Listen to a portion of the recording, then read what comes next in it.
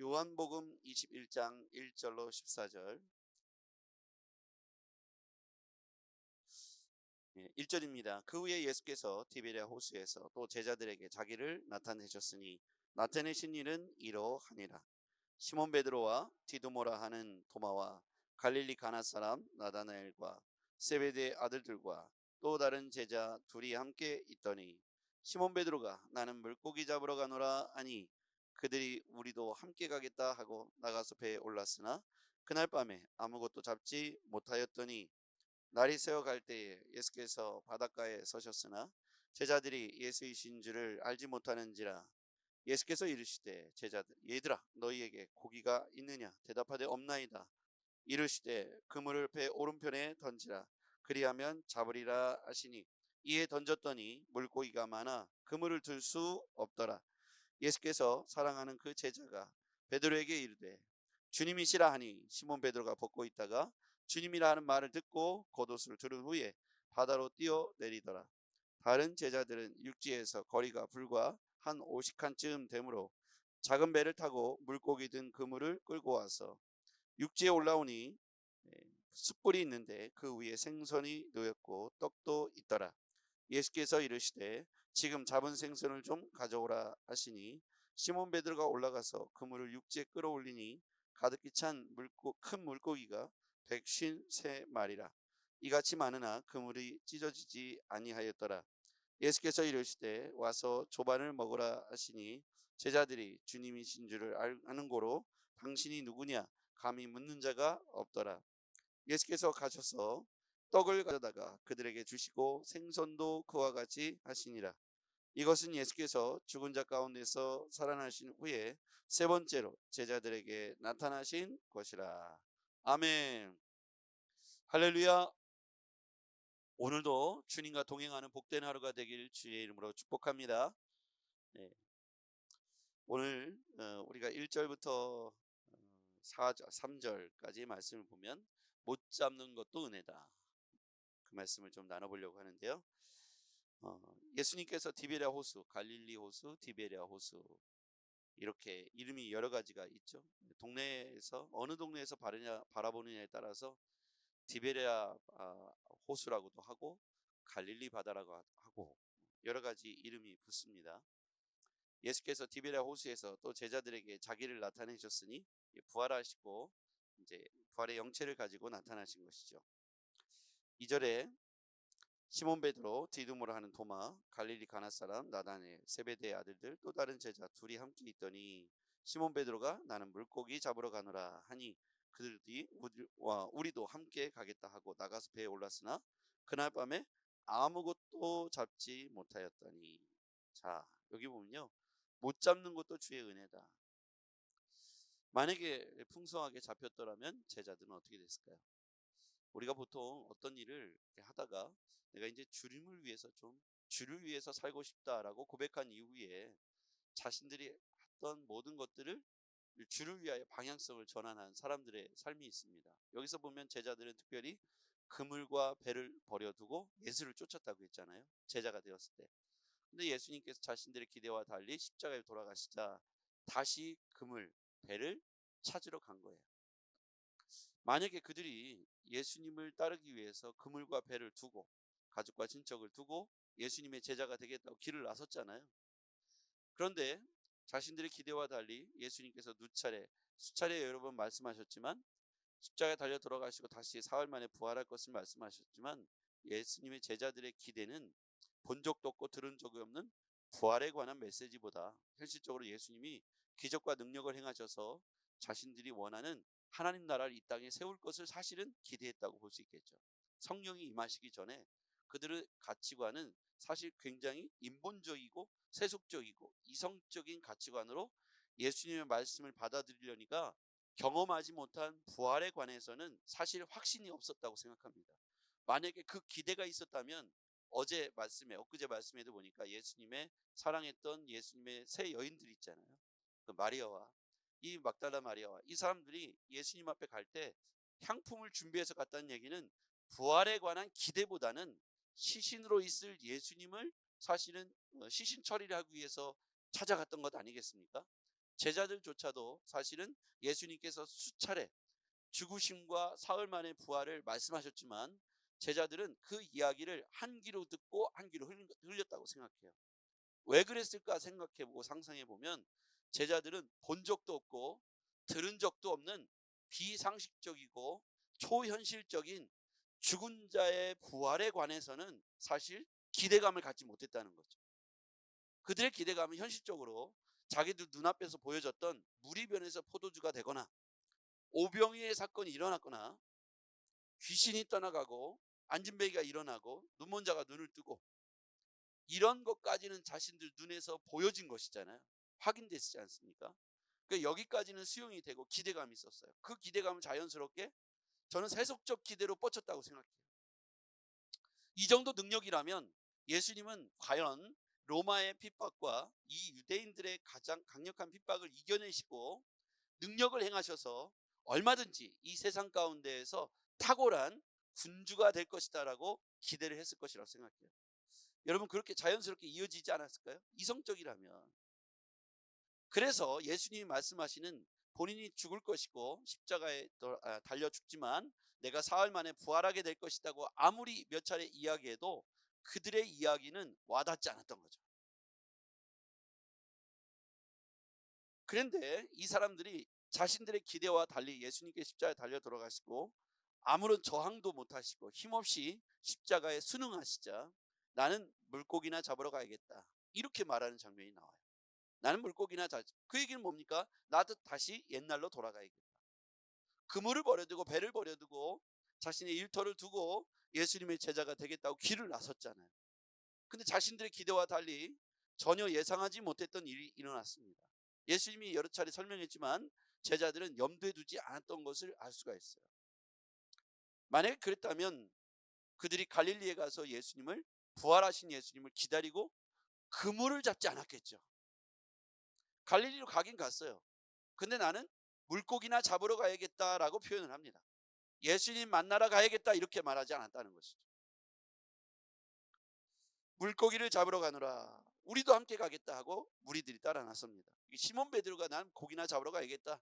나 옛날로 돌아가야겠다. 나 다시 옛날에 하던 그 직업으로 돌아가야겠다. 사명이고 뭐고 예수님이 돌아가셨으니 나는 옛날로 돌아가야겠다. 다시 배와 그물을 찾으러 가야겠다. 사실 이렇게 표현한 것이죠. 그랬더니 나도 하고 따라 나선 거예요. 그날 밤에 아무것도 잡지 못했어요. 3절에 보니까요. 배에 올랐으나 그날 밤에 아무것도 잡지 못했다. 한번 거기다 밑줄 가볼까요? 나가서 배에 올랐으나 그날 밤에 아무것도 잡지 못하였더니. 나가서 배에 올랐으나 그날 밤에 아무것도 잡지 못하였더니. 못 잡은 것이 은혜다. 이건 하나님이 개입해 주신 거다. 여러분, 우리도 함께 가서 그날 밤에 고기를 잡겠다고 그물을 던졌는데 한 마리도 안 잡혔어요. 한 마리도 안 잡혔어요. 저는 이제 생각을 해보는 거예요. 생각의 영역을 확장해 보는 거예요. 예수님이 고기를 다 쫓지 않았을까요? 처음에 예수님과 제자들과 만난 사이에서 예수님과 제자들에서 갈릴리 바닷가에서 만났을 때는요, 그 배가 가라앉을 만큼 153마리, 그렇죠? 배가 가라앉을 만큼 더 이상 잡을 수 없을 만큼 고기를 많이 잡았어요. 이스라엘에 가면 베드로 고기라고 튀겨서 팝니다. 이만하죠. 우럭과에 가까운 베드로 고기라고, 가시가 있고 우럭처럼 생겼어요. 그 베드로 고기라고 튀겨서 팝니다.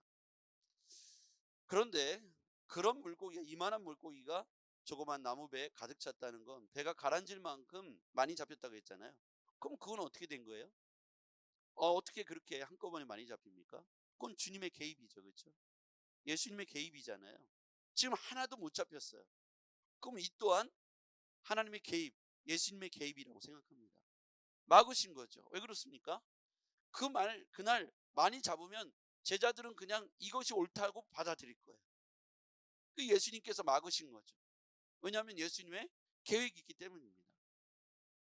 예수님은 어쩌면 그들이 그런 연약한 몸으로 다시 고향 갈릴리로 돌아갈 것을 알고 계셨던 것이고 그들을 막으셨던 거예요. 그런데 다시금 그 막으신 걸 여시니까 사명을 깨닫고 예수님 만나고 나니까 물고기가 다시 많이 잡히는 장면이 뒤에 나옵니다. 한번 볼까요? 11절 보시죠. 11절. 같이요. 시작. 시몬 베드로가 올라가서 그물을 육지에 끌어올리니 가득히 찬 물고기가 153마리라. 이같이 많으나 그물이 찢어지지 아니하였더라.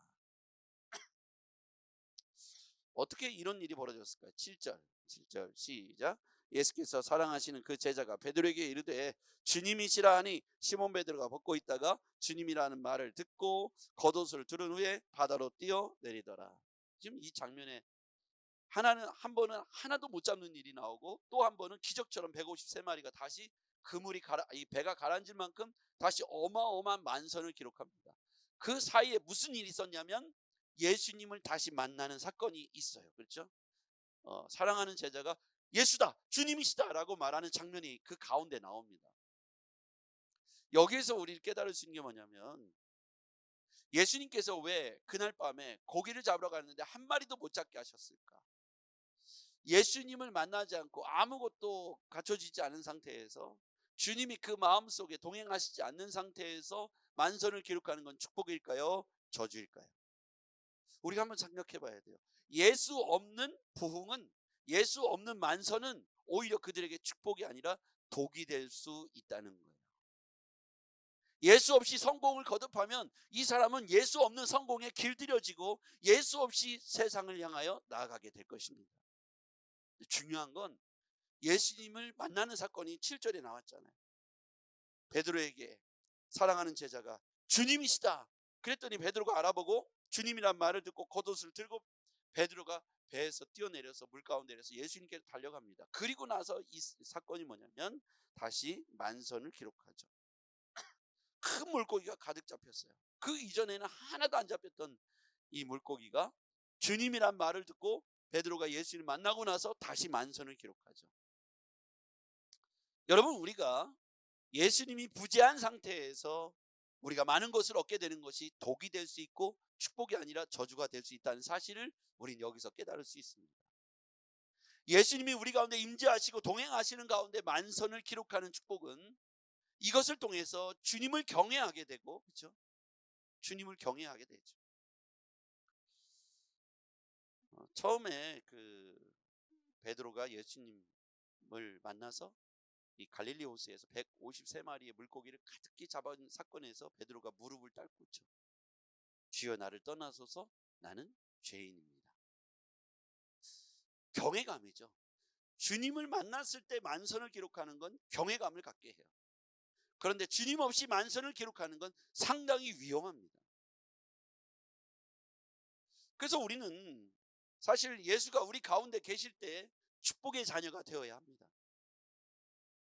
예수 없이 축복을 누리면 교만이 올라오고 예수를 배제한 삶에 대해서 꿈꾸게 되는 거예요. 주님과 동행하는 자들이 복의 사람이 되어야 되고 하늘의 신령한 복과 땅의 기름진 복을 주인공으로 받아야 합니다. 그래야 예수와 함께 그 물질이 선한 사역에 흘러가기 때문이죠. 예수님이 주인공이 되지 않는 부흥은 대단히 위험합니다.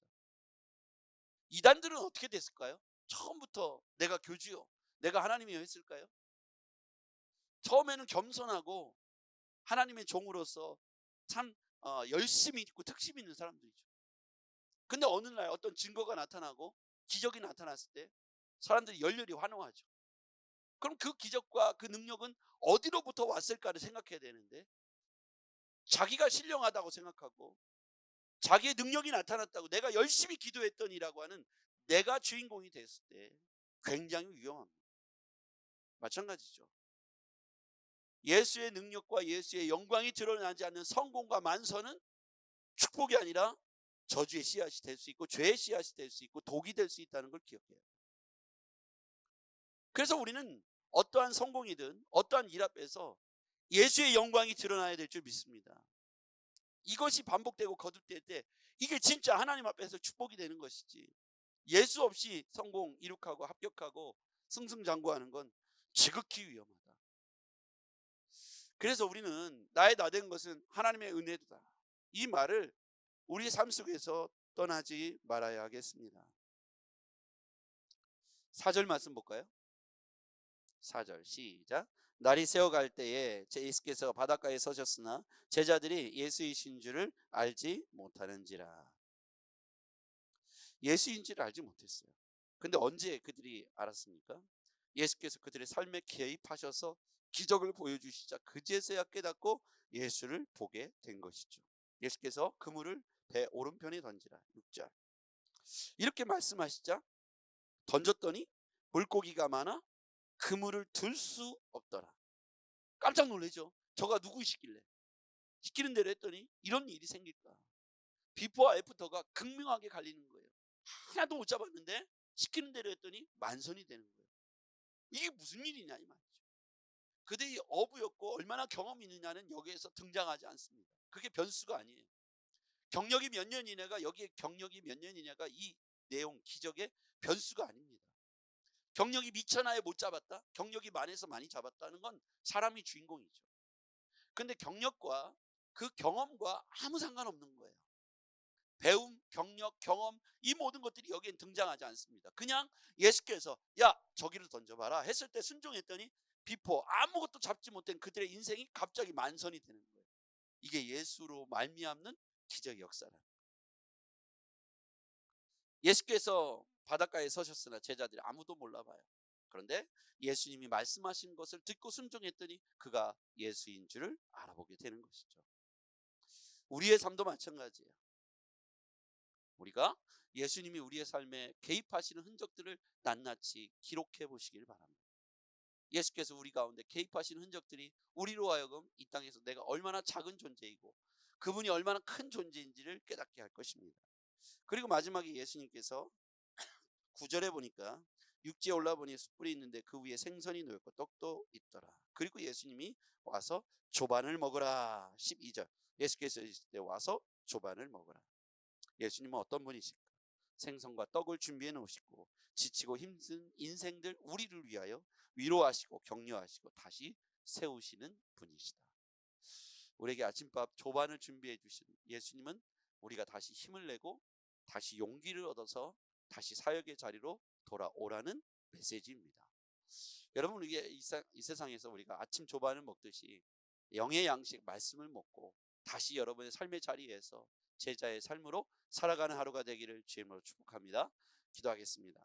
전능하신 아버지 하나님, 오늘 말씀을 듣고 보니 우리의 삶에 말씀하신 이 메시지를 듣습니다.